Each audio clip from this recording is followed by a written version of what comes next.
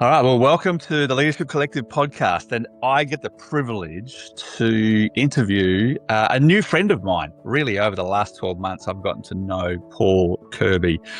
I've known his wife for a long, long time, but we got reconnected back with their family really over this last 12 months. And it's been a real privilege to get to know Paul. But in that journey, really got to see and seeing a man who's doing heaps in a new industry, but an old industry. Because even the job probably that he does now probably didn't even exist 15, 20 years ago. Would have been on a careers chart for somebody, but they do exist now, and that's going to happen for many, many new leaders in the future as well. So, Paul, welcome to the Leadership Collective podcast. Thank you, Andrew. And to your point, it's been a real pleasure getting to know you guys and for us to connect. It's feels like there's a lot of common ground, and it's been a genuine joy to get to know the Dutton family, because we've kind of integrated, and Caroline, my wife, and your daughter in particular, Emily, just have really connected. It's been super cool. You've helped Emily become English. You know, she's got more habits that are English now over a year, and I think it's because of your wife. I think. Yeah, I think quite possibly. Yes.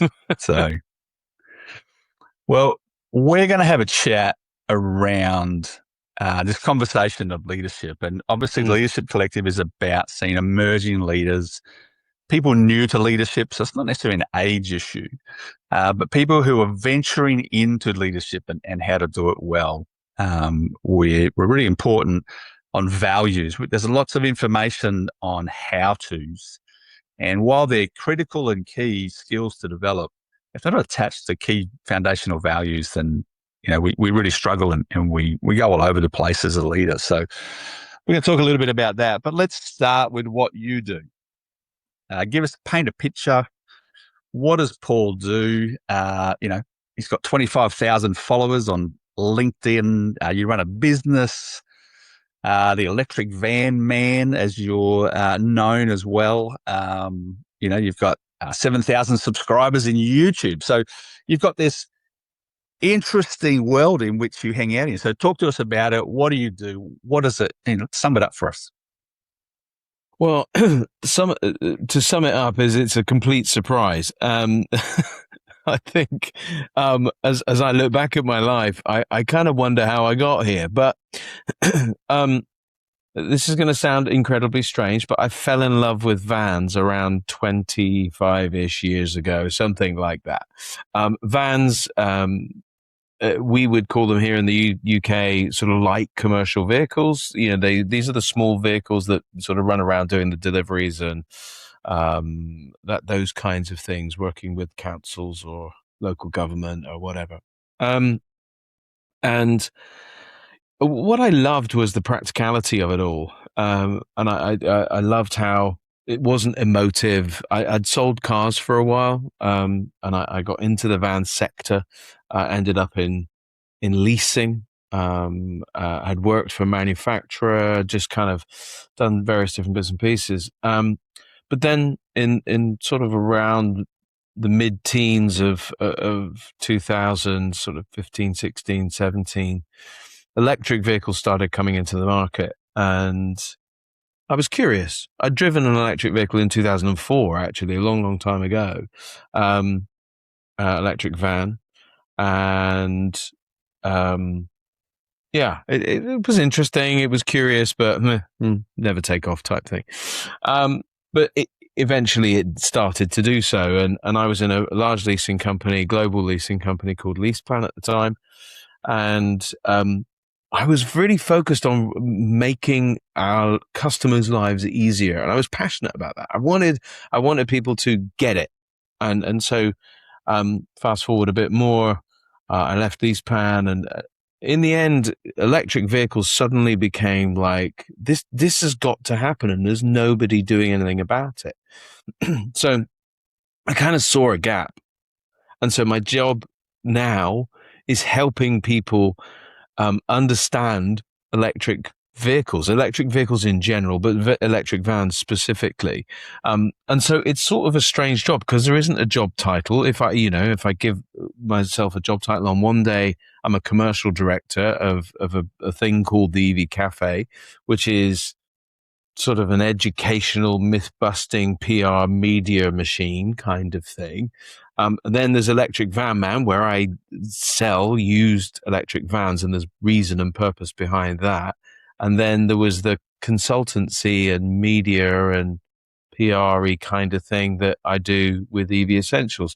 So eventually I'm suddenly managing director, commercial director, and used van salesperson of three businesses. And I'm sort of sitting here scratching my head wondering how that happened. But yeah, so there isn't really a job title, but my mission, my purpose is to be the voice of electric vans for the UK and who knows, maybe the world. So you touched like a whole stack of stuff there. I'm going to go in a little bit on. No, it's good. It's good. When you saw an opportunity, who said to you, jump into that, Paul? Because as a new leader, someone usually says, I see you. Why don't you take this on? We have structured organizations. There's a position to go into.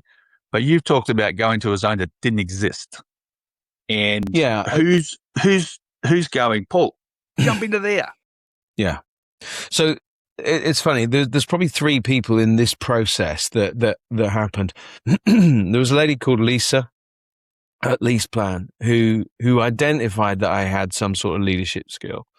And I guess by leadership, it was gobby, it was determined, it was opinionated, passionate, focused. It was all of those things. And she sort of encouraged me and mentored me into roles and would tell me, Paul, stop, stop speaking. Okay. And helped me learn to, in that corporate environment, to control the passion, the determination to stop upsetting people, because, I could do that and I had that capability. I had the ability to bang a desk a little bit too hard from time to time because I was quite excitable and passionate about what we were trying to do. Then there was two other people that had followed my career, I suppose, and we'd got to know each other reasonably well over the time. And there was first of all, a lady called Antoinette that gave me opportunity. It wasn't that she saw leadership in me, but she gave me opportunity to work with a particular brand here in the UK, which I think you have in Oz, Maxus. So it's a Chinese commercial vehicle brand.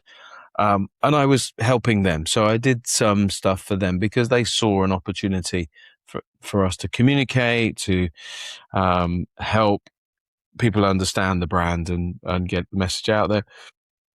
And then I was talking with a guy called Peter Golding. Most of your listeners won't know who he is, but he said, listen, why don't you do this on your own? Because I'd already sort of considered like doing half-time in my corporate job and half-time in my sort of media, doing filming or other contractsy kind of side of life. And he said, no, you need to do this. I think you just need to step out. And I tell you what, if you step out, I will pay you to write some stuff about electric vehicles for us. Okay. So here's somebody that is saying, I believe in you, but I believe in you enough to say we will write a check to pay you for services that you might provide us. And so I took that step, and Peter encouraged and followed through on his word. And it was a small amount, but it gave me like reason, purpose to move forward. I think that's often what we need sometimes is somebody to go, like, come on, trust me. I know what I'm saying, and I believe in you, and I believe in you enough to invest in you as well. Yeah, so true.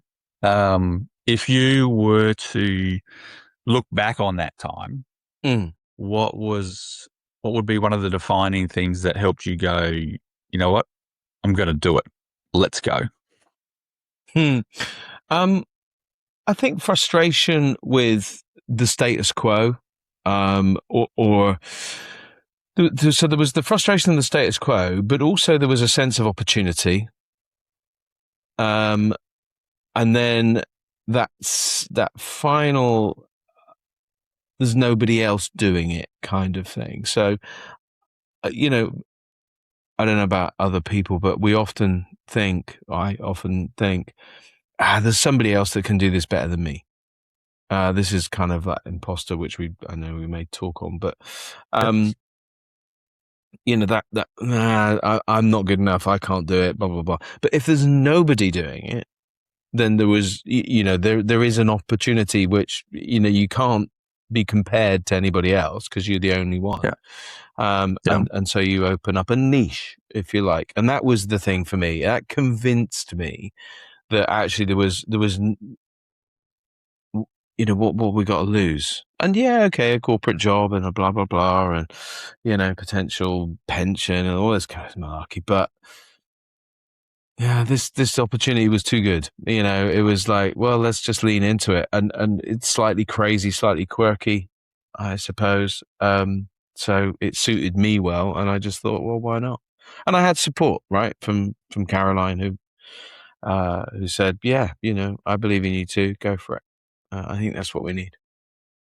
Yeah, our better halves tend to have we can blame them for a lot of the a lot of things, believing in us even when it might not be there yet. But they've been very good at that one. Let's go. The next 12 months ahead for you. What's really what you're trying to aim for? How you're going to get there, or what are your greatest obstacles to do that? So the next 12 months, there's two main things on the agenda. So building the electric van man business, and electric van man is, the sale of used electric vans, but again, with mission and purpose. So, these are sort of the fundamentals for me, of carrying forward a business. And those are my drivers, that mission, that purpose. So it's not just about selling electric vans and solving a problem for that market.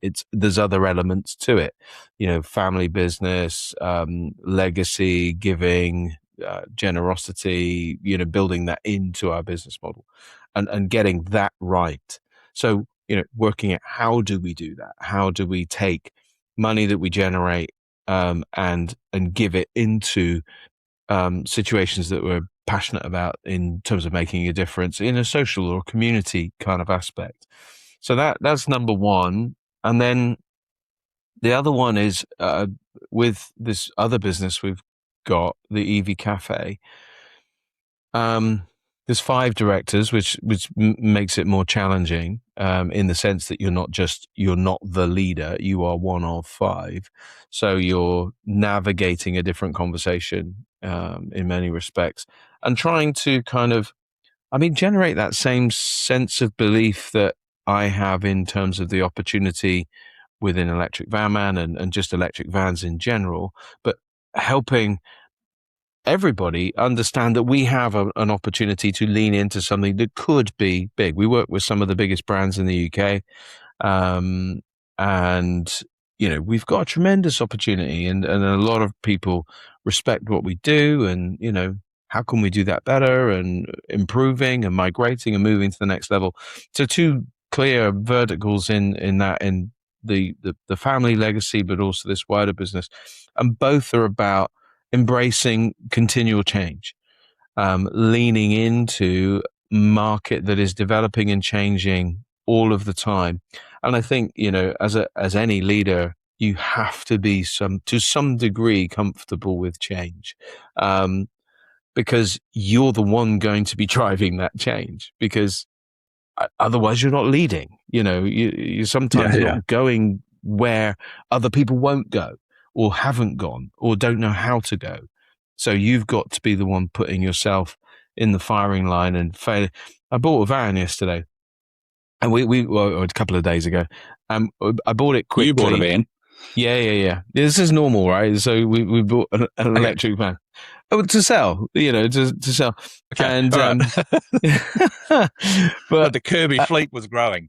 yeah, sort of. But I made a mistake. I didn't do something that I should have done, and we've ended up buying something. I won't tell you which one because somebody might be listening that might want to buy an electric van, and they might buy this one. Right. Okay. But but you're learning every day, and you got to be comfortable with that. You got to be comfortable with the ups and the downs and the change that's going to happen. But anyway, sorry, I'm digressing. No, and you've That's just my 12 minutes. you talk about Yeah. No, you talk about family business, and so talking about emerging leaders and young people in that mix. There's 3 kids in the mix. They're all adults, and so how's that journey? How's that journey going for you and Caroline as you lead the business, you lead you lead your family, all that dynamic? What are you seeing?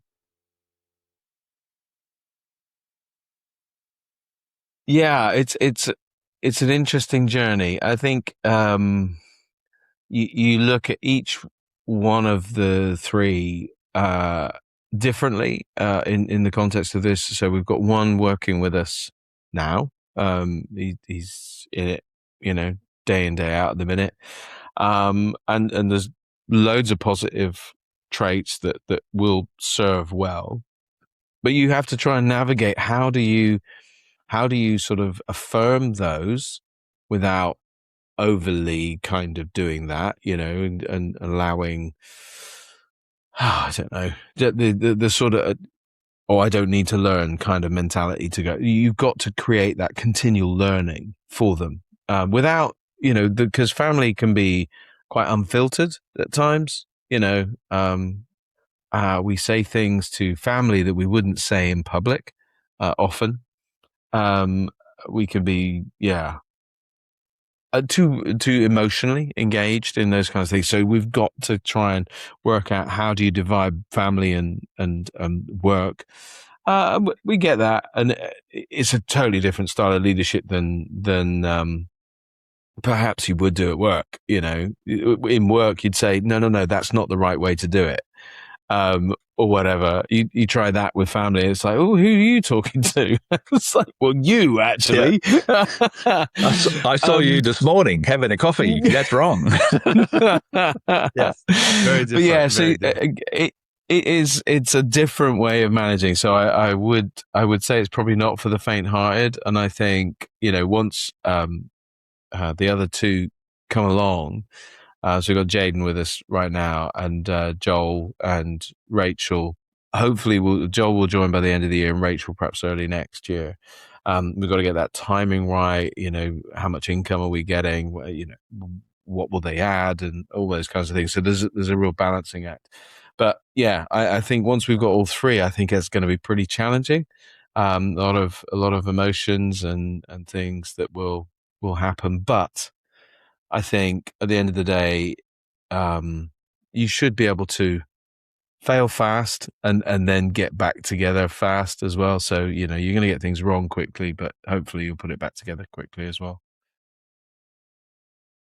All right, let's talk a little bit about your development as a leader. So we're often thinking, or we've got new leaders listening into the podcast and experienced ones, but our story helps pave the way for others to go, it doesn't all just fall off a tree, or it doesn't just happen. And often we all have made some doozy mistakes in our journey. And so we'll talk a bit about mistakes. We'll talk a bit about the highlights as well in that journey. So let's start off with mistakes. As you entered into leadership, and what are some of the mistakes you've made, that you learnt from? You talked about falling forward, which is, we talk about, how do we make something good out of adversity, which is a real development piece for leaders. And so, give us your mistakes in that space. without incriminating anybody else in that journey. As if. But a lot of my mistakes have been made outside of the working environment, and I think this is something that a lot of the time we separate work and life. The two are entirely separate, and I can both advocate and disagree with that, because I think there's a saying, I don't know how true it is, but if you do something you love, you'll never work another day in your life. That, is a saying that comes out, but I'm not sure it's entirely true, but there's certainly some truth in it. And so life and work for me have crossed over. And so some of my best lessons have been learned outside of the working environment, but I see how I can incorporate them into working life. And actually, I've made a lot of mistakes in my life all through the last 57 years. I probably didn't make so many in before I was 10, but after that I got pretty good at it. And learning from those mistakes and incorporating them into my life have helped me be resilient and to try to be gracious to others. Although I think some of the time, because I've been given opportunity, even when I've made mistakes, and people have been very gracious to me. And so that's one of the things that I would say, that in my mistakes, I've learned that giving, being graceful, being gracious, being forgiving, being merciful has actually really empowered me as an individual. So how can I pay that forward? How can I give that to the next people? So I suppose what I've learned from my mistakes in that respect, that the way people treat it is critical. So you don't get judged, you don't get fired immediately. And I've made mistakes big enough to be fired for, and didn't get fired, and got support and encouragement, and got through to the next stage. So that would be one thing that I would say is like really important. And I think being quick to apologize when you've got something wrong. I remember going down and speaking to somebody, quite not aggressively, but I was in one of my desk banging moments, like, we've got to get this done. This is really important, blah, blah, blah. And about an hour later, the boss of that area came over and said, look, I know that you didn't intend this, but the person that you were talking to has just come to me in tears and blah, blah, blah, blah. And I'm like, what? How? Why? And so as soon as we've had that conversation, I was straight to that person and I'm really sorry. I have no intention of hurting you. I just get overexcited and, but I'm really sorry. And I want to deal with that. I don't want you to feel that, because I think we've got to be really quick, because we can get quite passionate and excited and all that sort of stuff. So I think, that's probably another thing that I've learned, from my mistakes, is be quick to go and put it right. Yeah. Well, let's swing the pendulum then. So what's one of the proudest things that you go, you know what, I would have given myself a badge for leading that? Or you look back and go, I'm so glad, or I'm proud that I was part of leading that team, that process, that project. What stands out to you and why? I guess there's two things that stand out. One sort of more recent, one a bit in the past. And we, this global leasing company, I remember two things. I got a letter from the CEO, which was just, one of those monthly things that they said, and I was always like passionate and on point about commercial vehicles and stuff like that. And the CEO had come around and my commercial director at the time had said, "Oh, look, if he comes anywhere near us, then I'm going to bring him over to you because I want you to explain this to him." And so he did, and I did, and the CEO was like, "Oh wow, wow, we've got how many vehicles? We've done what? Oh wow, that's really good. Okay, fine." And then shortly after, I got a letter, just saying, for your contribution in the commercial vehicle world, blah blah blah. So that was really nice. And then the next thing was we were working on developing the proposition, and it's a proposition that's still in operation today and has actually made that lease code very successful in a particular thing. And I worked like really determinedly on this and was, doing some of my desk banging in order to get things moving. And the end of the year, I got an award for that, and you go up and you take it's up there somewhere from Lease Plan, and you they said, oh, you did this and you did this, and it was really nice, and you get recognition within your peers, and that was really good. That was one of my proudest moments. But then fast forward to a dinner, I don't know, probably 2 months ago, in London with a leasing or a representative lobbying organisation called the BVRLA, the British Vehicle Rental and Leasing Association. So dinner, there was only about 12 of us, and a guy there said, as part of an overall conversation, and I really wanted to thank Paul for, really driving this from the very beginning, always, holding our feet to the fire and making us responsible to do what we've done, and da da da da. And I thought, that's what I came into the market to do, was to make noise. Because as a leader, you expect like this big company behind you. Well, I don't have that, so I'm a one-man band in many respects. Although we've got the family business now, and as I alluded to, the EV Cafe, this group of 5 of us. But essentially, I don't have a company behind me of people, but doesn't make me any less a leader. And as a leader, you are trying to influence, you are trying to make a difference in the marketplace or in whatever you're doing.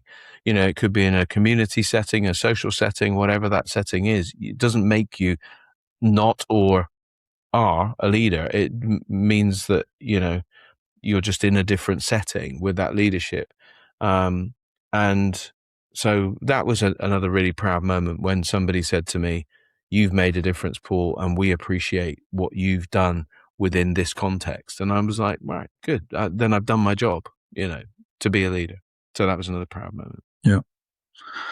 But it's a great example of, we talk about leadership, basic level is positional. But that dinner that you're talking about that's pure influence of just hard work and continually bringing towards a conversation to people, bringing it up to people, reaching out. And, his phrase was holding your feet to the fire.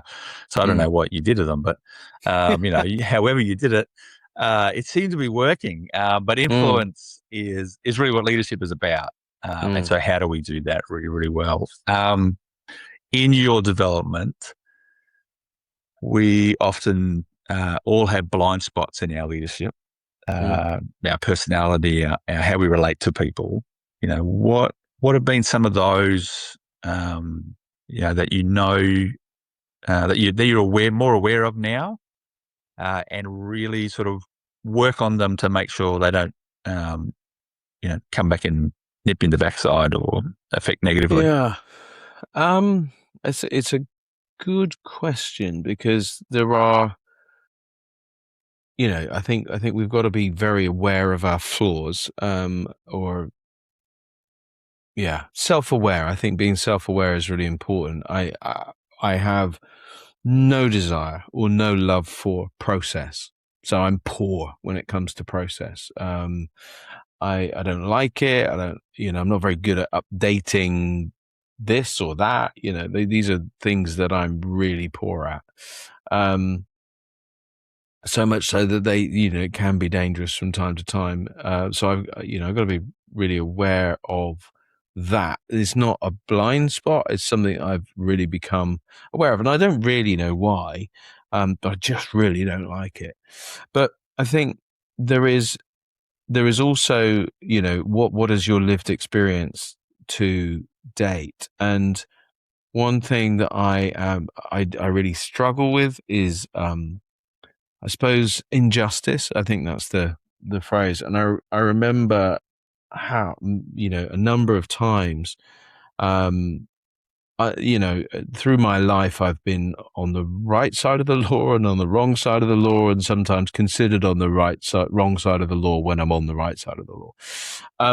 And all of those things change how you're shaped. And when I was a young person, life wasn't straightforward. And so you come through that shapes certainly how you respond in certain situations. And I have to catch myself, and just go, hang on, this is different, Paul, because we've got this automatic bias of responding in a particular way in a particular circumstance. Or if we sense that somebody doesn't judge us or, disrespecting us or, all of these things, but we've got to just kind of wind it in and just kind of try and be the duck with or the swan, but the duck feet underneath, just kind of, okay, just keep that tension internally. Obviously you need to work it out at some point, but just trust the process that not everybody's out to get you. And so for me, sometimes people are judging me or not respecting me or thinking that I am not capable, because that's my own narrative, right? That's the imposter in me. That's my narrative, that I'm not good enough and I can't do this and I'm not clever enough and I'm not academic, but I've made a career about being the dumbest person in the room, but sometimes I don't like it when somebody says you're the dumbest person in the room. No. It's it's okay when okay when you tell yourself that. Yeah, yes. It's okay for me to say it, but it's not okay Correct. for you to say it. So, and I think the thing that I've learned through all of that is sometimes vulnerability is key. Being able to articulate that you have this failing or that you have this way of being. Mental health is something that's, more and more popular, more and more of a important subject. Let's go with that, these days. And I think being vulnerable about mental health situation or autism, dyslexia, all of these things that we've swept under the carpet for many years, are things now that we have to be more attuned to, more aware of, both in ourselves, but also helping others be comfortable with that with us. ADHD is probably something that I have. I don't have a diagnosis, but, my attention span is that of a gnat, and I can get distracted and, halfway up the stairs, I've forgotten why I was going up the stairs, all of those kinds of things, but which is a mixture of all kinds of different things. But it doesn't really need a diagnosis to say that you got to get comfortable with yourself and be vulnerable with others and let them know where you're at and why you're there. If you were, so you've talked a little bit about being self-aware, but if you were to give advice to a young leader, that maybe not is your child working with you, what advice would you give them in working, going into leadership now? What is it that, what are the top traits that you would be looking for that they really should have? Like, what advice would you give them? Yeah, I guess I would want to see in a leader, an emerging leader, in a particular sector, I'd want to see a passion and a love for that, whatever it is that they're doing, and that they are willing to stand out, to be visible, to be different, I suppose. So that speaks to a little bit of resilience. So I kind of want to explore what situations have you been in where you want to be resilient, or you've become resilient. And if you haven't had any knocks, then it's unlikely that it doesn't stop you from being a leader. You can still have skill, but I think leadership is about being able to take some knocks if you relate that to sport in any way, it being at the front of something, rugby or Aussie rules or whatever. If you're at the front of the queue, you're gonna take some hits. And I think sport is a good analogy for that. To be a leader within that sort of environment, you have to be first to the ruck, first to the to whatever it is. So I think resilience is really key. I think passion is really key. Mission and purpose is really key. So it doesn't have to just be about the outcome for the role, but there has to be some internal drivers. So one of the things that I discovered in my life was that ambition can be a dangerous trait. Ambition is important. You've got to be ambitious in some respects, but ambition without mission and purpose is really quite damaging, or can be, because it just leads you down to chase money and position, and money and position without foundation are just, they're the prerequisite to a fall, because, the foundations are going to get washed away and you're going to come crumbling down. But if you build on that rock of passion and purpose and mission and meaning, then you're going to be a good leader, because you've got a solid thing underneath you. I think those are the things, and I think just always be in relationship with other people as well, because leaders, whilst it does seem like a lonely kind of out front kind of thing, the best leaders are connected really strongly with other leaders or other people that support and play a huge part in their leadership. Even if they're not leaders, there might be the people in the background or people like that. So being a leader doesn't mean you're on your own. It means that you're with others, but you're leading.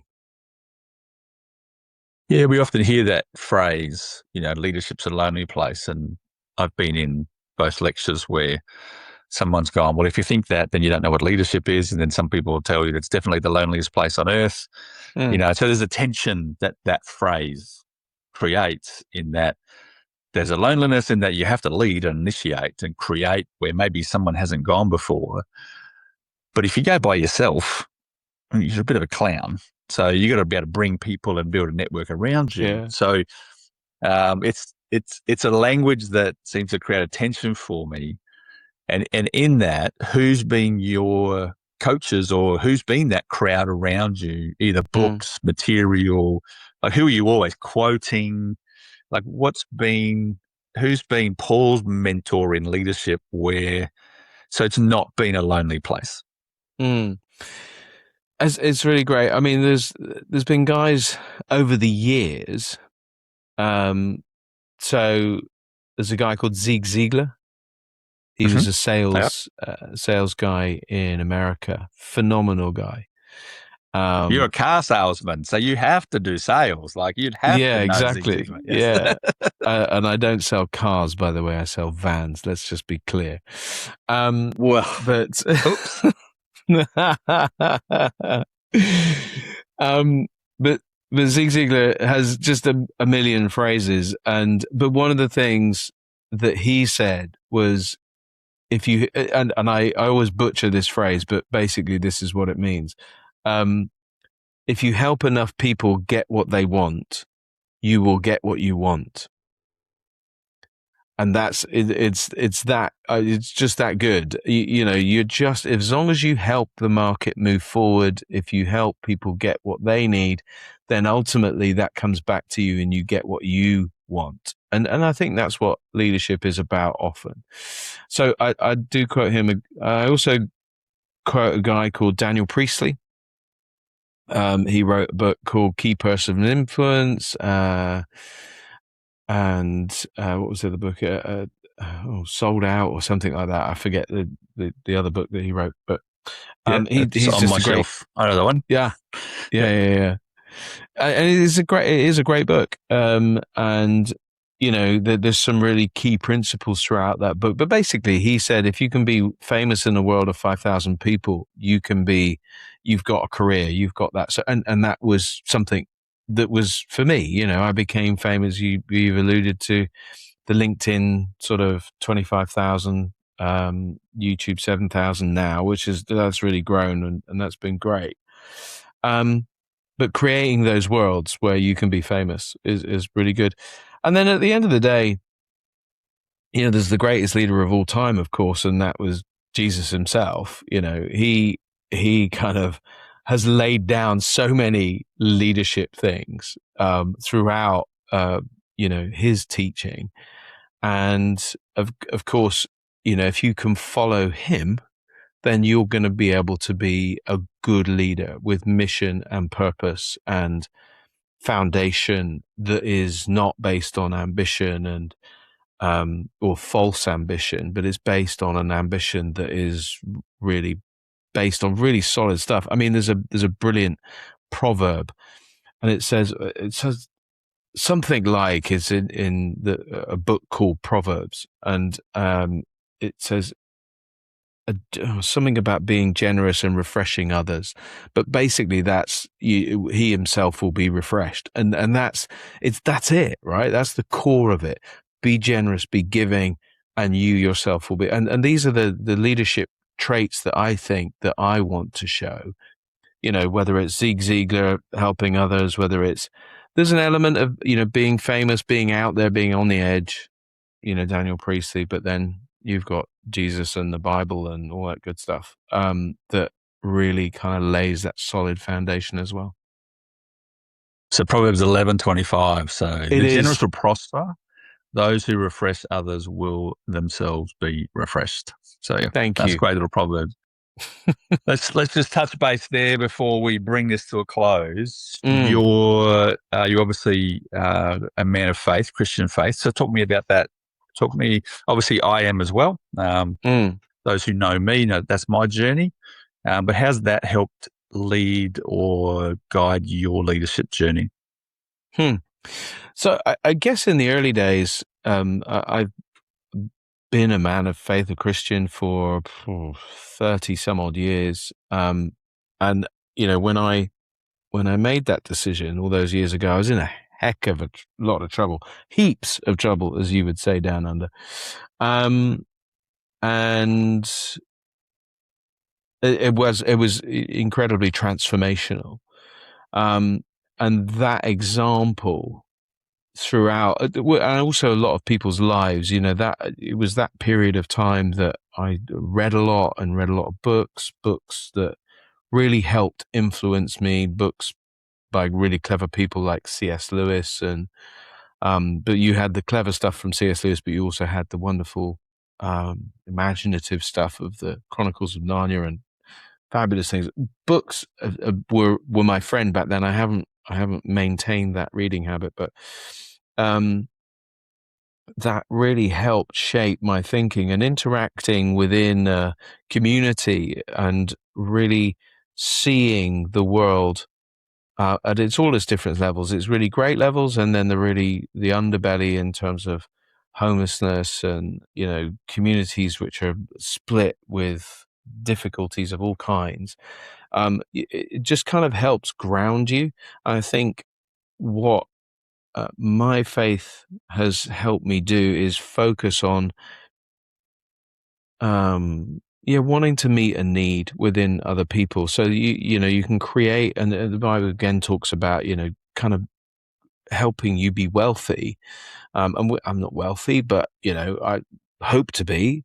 But I hope to be with purpose, and I hope that I become like a viaduct or a channel, a conduit. That if we can be successful, then other people can get opportunity or get what they need, or whatever else. And so that's what we're trying to build into our business, is that nature of giving and helping and supporting. And I think throughout my journey, because there's been ups and downs, right? There's been times when you're on a mountaintop and it's really cool, and then there's been other times when I've not leaned into my faith, anywhere near as much. It's still been there in the background, but I've perhaps kept it to myself or just failed to live up to it, And then what I love is that, Jesus has never judged me less or more. His love has been consistent, and the Bible remains consistent throughout all of those times. It doesn't change according to my mood. And so I'm able to lean into that for security and stability and vision and mission, because that never changes. It's a constant. And I'm really grateful that, I can come back to this place and go, right, do you know what? We have got a mission, we have got a purpose, and we can deliver change. And what I've recognized is that the level is far higher than I've ever dreamed of. And I should not put blinkers on myself, because I look at myself, it's not the same way that God and Jesus look at me. They see all the potential, all the possibility. They see what I was created for. I only see what I've done and how I've failed and all the mistakes. Yeah. But there's tremendous opportunity, and I'm grateful for that opportunity. Yeah, magic. All right, I've got some quick fire questions for you to bring us home. Okay. All right, so heroes. Who's currently either one of your heroes, or from history, who's one of your major leadership heroes? Who are my leadership heroes? Wowzers.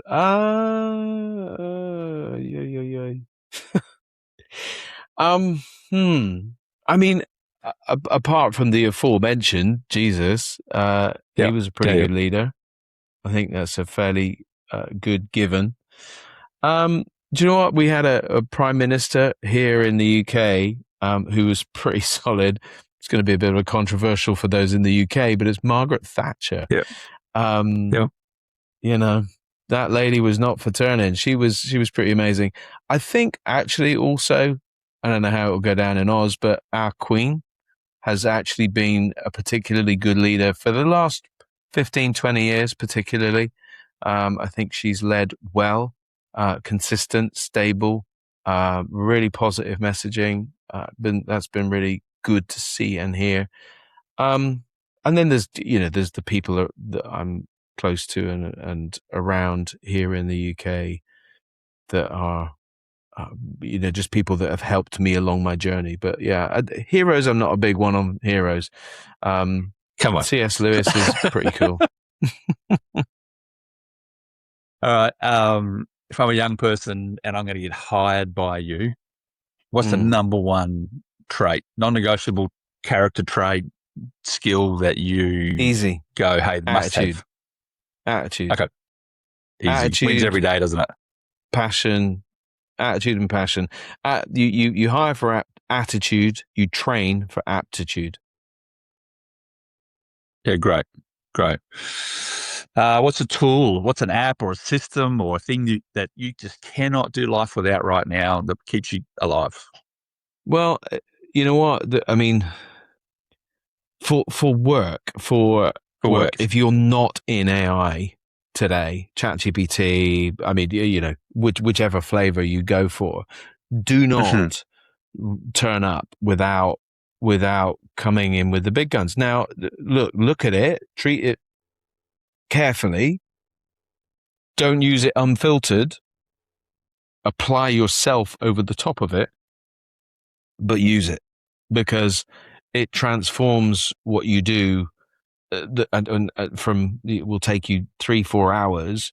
And bear in mind, you've heard I have no attention span, so thank goodness that ChatGPT can do it in 30 seconds. In fact, if it's taken 4 minutes thinking, I'm now beginning to worry. But yes, no, ChatGPT, AI, got to lean into that. And last one, unless you have some questions for me, but the last one would be, if you could put a piece of leadership advice on a billboard that a young person was going to drive past or need to commute to work today and go, that's what I needed today, what would be that piece of advice that you would plaster over a billboard anywhere you go? Darn it, I didn't read this one in the preamble. I missed it. Wow. Oh my goodness. What would I plaster on a billboard? Hmm. I guess find your passion, be true to yourself. I don't know. Something like that. Find your passion, be true to You need yourself. AI. You see, if you just typed in AI right then, you just would have got your answer and it would have been That's true. done. But hey, would have been quicker. But we got there. But it doesn't Yeah. align obviously to your number one trait, which is attitude. Go Yeah. get them. Yeah. That's I'd love to just see a billboard just for young people as you're going into work today. Just go get them. Yeah. You know, give it all you got. Makes a big difference. So yeah, It really as we does. come to towards the end of the time, Paul, is there anything else that Hmm. you want to say or talk about or ask us about from the Leadership Collective world? Well, do you know what? I think we touched on it throughout this thing. How do you see the importance of mentoring and relationship in leadership? We touched on it, didn't we? This the balance between loneliness and part of a community, and there are times when you're together, times when you're not. Talk to us a little bit about that mentoring and the relationship kind of piece. For me, just kind of, it's really important. Yeah, look, I work in a couple of industries, but over my time and just reading today's world a little bit, so knowledge and information is going to be really accessible. Young Mm. people, how do I be a good leader today? AI can give you 5 Mm-hmm. points before you walk out the Mm. door. Um, but leadership is a people sport, Mm. and you don't lead machines, you don't lead systems, you manage systems, you don't lead them. Mm. Leadership is a people relationship thing, and so to have mentors and coaches work with leaders. I'm not. We're not aspiring to become some big coaching engine, Mm. but what we do want to do is create a place where young leaders and emerging can jump in and have a conversation and ask a question, gain access to experience, hear people's stories, Mm. and go, hey, all right, I'm not off the mark there. AI said that I should apply this principle, but how do I apply that? Mm. Um, so I'm a big fan of what and how, two things that you need in order to succeed. Mm. AI is great at what, it'll give you some direction on how. But if you don't get both those right, you Mm. don't get the result that you want. And coaching and mentoring sits in how we develop new leaders, needs senior leaders around them, people who have been there, done that, and can take them through the journey, the highs and the lows, in whatever level. So if you're Mm. trying to start your new company, be coached or mentored by someone who started a company. Mm. Um, they don't get stressed at your new challenges right now because they've been there and Mm. done that. Mm. So the person piece we'll never get rid of, Mm. and we need to emphasize it more and more in all educational forms today. Otherwise, we have a deficit. Otherwise, because knowledge will not be the problem anymore. But connection and people will always be a people thing. And what, for those young people that are kind of stepping out on the first time, whether it's, whatever kind of leadership it is, what do you think is their biggest blocker? So you're 21 years old, you're staring out at the world, got your university degree, which has probably been a complete waste of time. What do you? Sorry, guys, but Sorry. Yeah, yeah, I agree. Sorry. yeah. Yeah. But what's people's biggest blocker? Um, I think there's a genuine fear of stuffing up, um, of being, we talk about cancel culture and all that sort of world, but when you feel like you've done something wrong, that really does trap. That wasn't around when I was becoming a leader at 20. There was no fear of being, decimated in my reputation really quickly and instantly. And in today's world, that can happen. You could be an employer, put something in socials, and all your life is gone, or changes dramatically. It can be affected. And so should I not? How do I play it safe?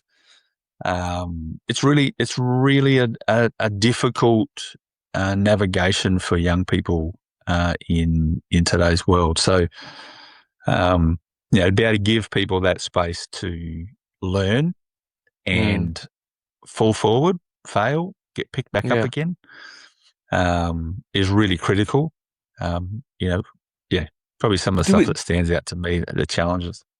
Do we really think that is, we talk in leadership about failing fast.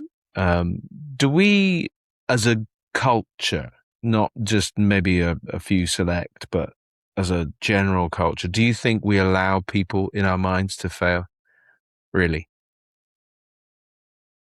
I think we have a problem more with when we hire somebody, because we don't hire for attitude. And so we hire for aptitude or perceived aptitude from a CV or a degree, and they turn up and typically they fall. And then we go, well, you didn't stand up to the mark in which you said you could do. And so now we can remove you. So we have, we don't bring, good organizations do, they bring them into a community of learning.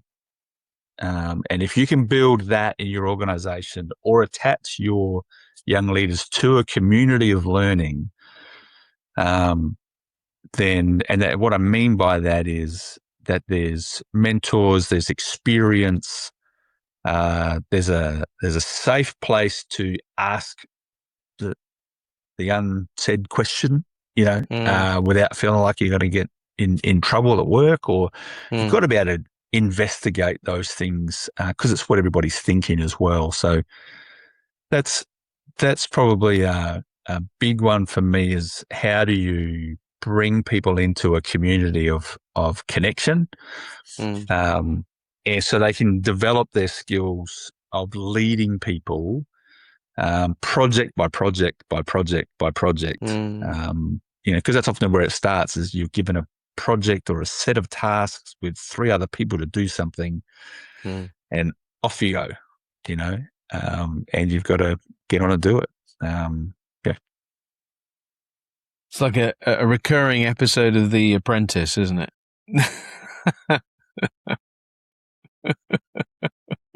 Or a bad day in the office. Yeah, absolutely. So that's, I've watched my own kids in that journey. They're in their 20s now, and they're on the phone to me asking all those same questions, like, my boss hasn't done this. I'm supposed to be leading this. I turned up to work and thingy doesn't turn up anymore, and what do I do? And so they work for, one works for a government organisation here in Australia, and so that's just a bureaucratic mess for him. It's do your job, or that's it, really. It's you don't lead people, really. You just manage their system. And so, he's learning all that at the same time. So, but yeah, leadership is is my favourite subject to chat about, because it keeps opening up doors of conversations, because it's a dynamic area. It's always growing, but there are some, as you say, there are some ancient truths that haven't gone away, still hold true today. And if we can walk those out, value people well, we'll make some good leaders and actually influence and impact our community positively. So, couldn't agree more. Well, friend, thank you for hanging out with me on the other side of the planet. You're over there in England and I'm in Australia, and I'll be over there shortly in the latter part of October. So I'm starting that adventure as well as we build these communities both in Australia and in the UK. So, it's been a real pleasure and a real joy to hang out with you, and look forward to seeing you over there. I'm looking forward to that day Paul. very much. Cheers.